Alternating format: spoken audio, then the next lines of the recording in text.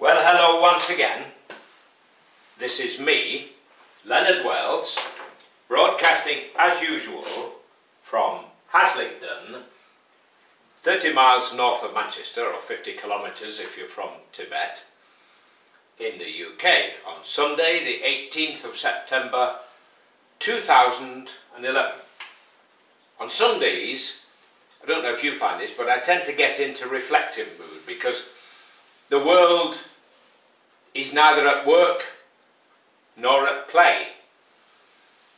And in fact, it's sort of inbred into my bones that Sunday is the day when one thinks about spiritual things, the good book, going to church, the Bible, the Quran, and so on. And as you know, I've been doing a series on my dream, and my dream is the United States of Europe. And in the short term, you probably all throw your hands up in the air in horror at the prospect of a United States of Europe. But in the long run, I see it as a great hope for peace for 2,000 years to come. Because in the past, we've had 2,000 years of nothing but war after war after war. And we got very good at fighting wars in Britain. And millions of our people in Europe died because we ended up fighting each other in useless war after useless war. Now, I'm just going to show you this quickly. I'm not boasting or anything, but these are the medals. Hope you can see them. These are the medals which my father earned during World War II, when he was accidentally killed, not in actual combat, out in Australia. And my mother was informed of this on her wedding anniversary in 1943. And because we were relatively poor, she was unable ever to go and visit his grave to grieve beside. So I've often reflected, and I still believe, that war is nothing to be proud of. Because the moment you start to fight a war, you've thrown all of the good advice from the Almighty out of the window. If you are attacked, you're entitled to defend yourself. Well, let's have a little think about these things. The Conservatives are always talking about punching above our weight. Mrs. Thatcher gloried in the Falklands War. Yet, if you look at the history of the Falklands War, it was her government which let it happen, because they took their eye off the Falklands, which gave the Argentinians the signal that now was the time to strike. So, all that hoo-ha, nearly 900 people died in that war. It cost us, Lord knows how many hundred millions, if not billions, to fight it. And if it hadn't been for the fact that some of the bombs from the Argentinian aircraft, which were dropped on our ships, didn't explode because their fuses hadn't been given time enough to go off, we would have lost that war.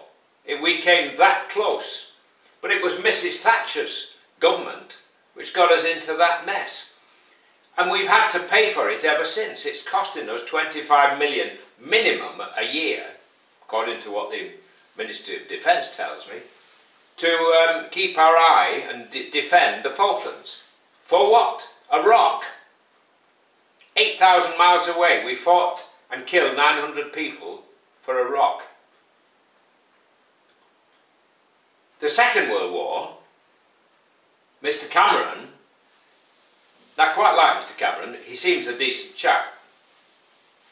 He says 1940 was our finest hour, when we stood alone against Adolf Hitler.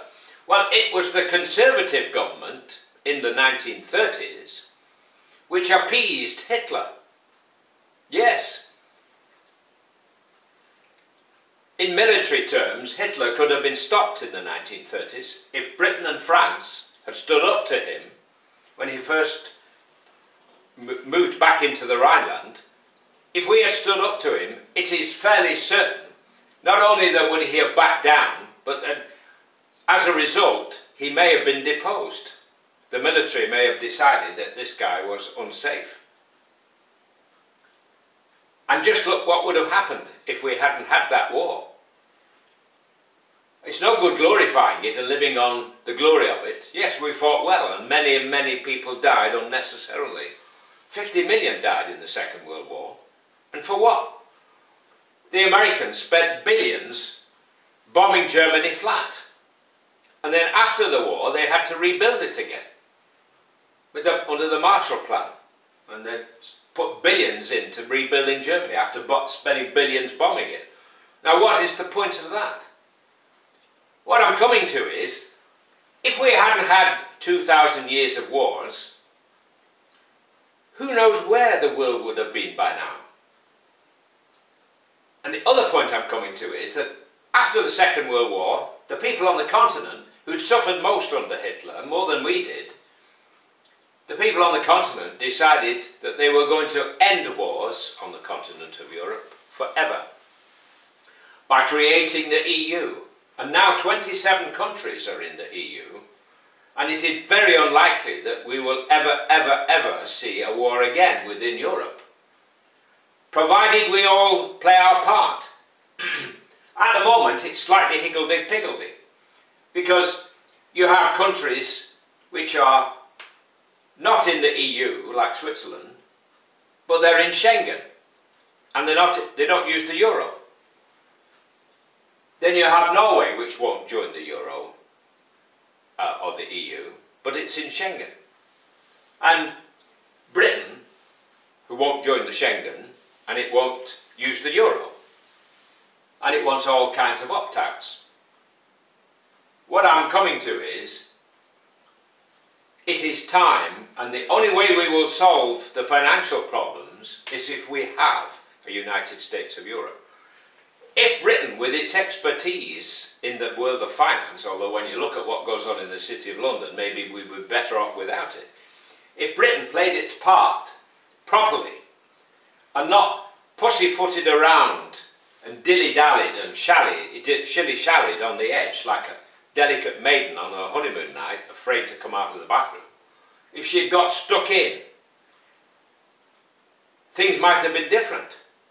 And they could well be different if we get stuck in, if we all play our part. Because you imagine what we could do with 2,000 years of peace if we get all the remaining countries in Europe into the EU. And I believe Turkey should join as well, because Turkey will be our bulwark against people like Syria and Iran, some of the nutcases in that part of the world. So, what I'm coming to is, the prospects are unbelievable if we can pull together, if we can pull it off. But it needs vision.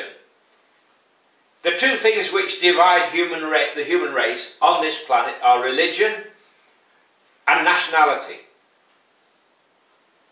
You get newspapers like the Daily Express poking fun at the Germans or the French, and the Daily Mail poking fun at them as well. It doesn't do any good. We're all human beings. We're all part of the human race. They've just discovered genetically that most British people are sort of 75% German. So we can make fun of them, but we're all part of the human race.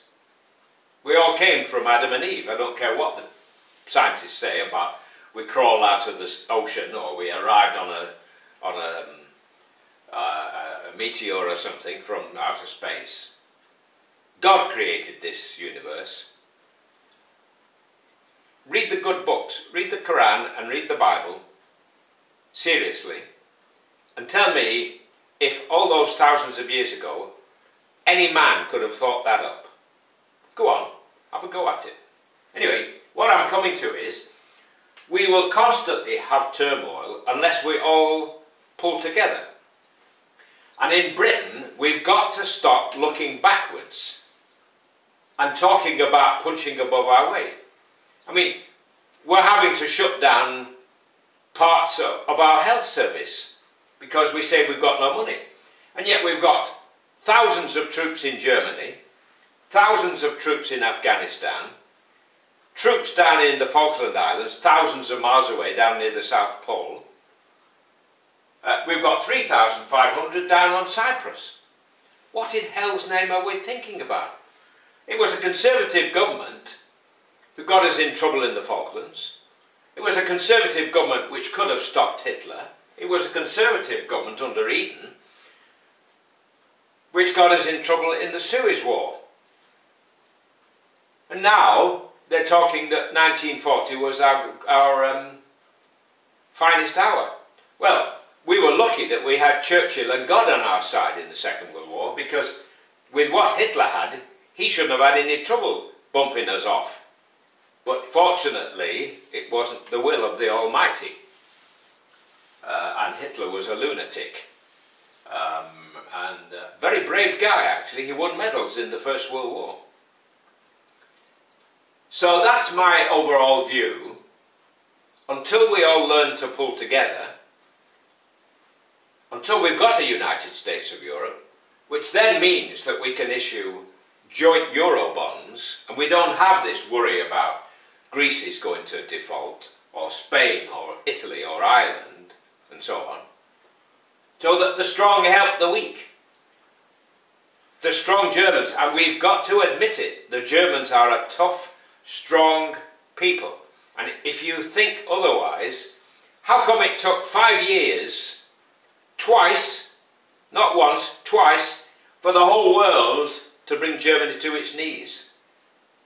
I mean, in purely military terms, what Germany did in the Second World War, to some extent, makes what we did in 1940 look minuscule. And really, it was Soviet Russia and the Red Army which destroyed Hitler. Not so much the Battle of Britain. That may have stopped Hitler attacking us. We were very lucky, as we were in the Falklands. But we've got to stop looking back to the past like this.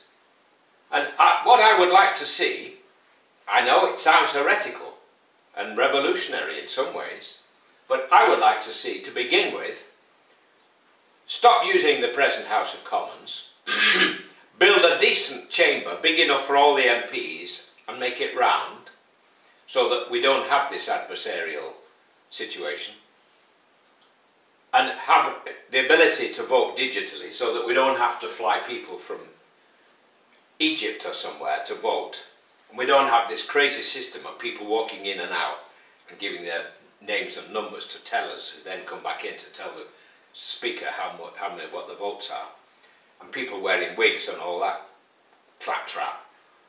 And we should really also start to think about having a president instead of a royal family. Because, why do I say that? We were served very well by King George VI in the Second World War, and the present Queen, God rest her soul, has served us very well.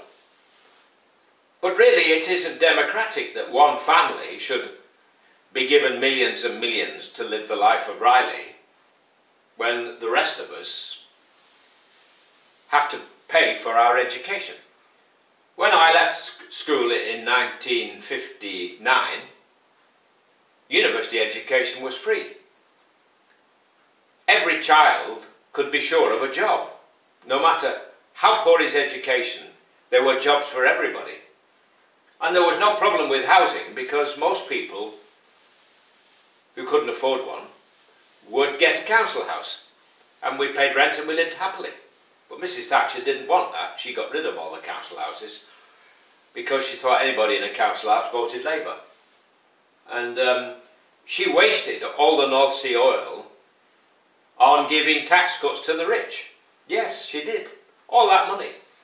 The Norwegians have gas and oil, and they've saved all their money as a fund for their people. A fund now so big that it has 1% of all the assets on this planet. Mrs. Thatcher gave it all to the rich. She didn't care tuppence about the poor. She got rid of all the mines. Now we're paying through the nose for gas. If we'd kept the mines, we could have carried on mining coal and producing our own gas. And think how much easier and cheaper it would have been to heat our homes. I mean, there are poor people who can't afford to turn on the central heating in winter. And yet, we've got 300 million with which to bomb Libya. The guys that we sent to Downing Street have got to stop this business of punching above our weight and start thinking about the people. We don't have to put our children in debt to give them a university education. If they can do it on the continent, in Holland and Germany, better than we can, don't you think it makes sense? Didn't find the Germans bombing Libya. Well, God bless, I've given you a few thoughts. No doubt somebody will be whizzing, thinking of sending a brick through my window if they could find me. But that's freedom for you. That's the freedom of speech that we all have. I hope I've not offended anybody. I've just given you what I feel here, inside. God bless, while it's still legal in the UK to say God bless, because we're moving down that road where religion is being thrown out the window. In fact, we should be moving the other way. There you have it. Take care. Bye for now. Hope I've not bored anybody. Cheerio.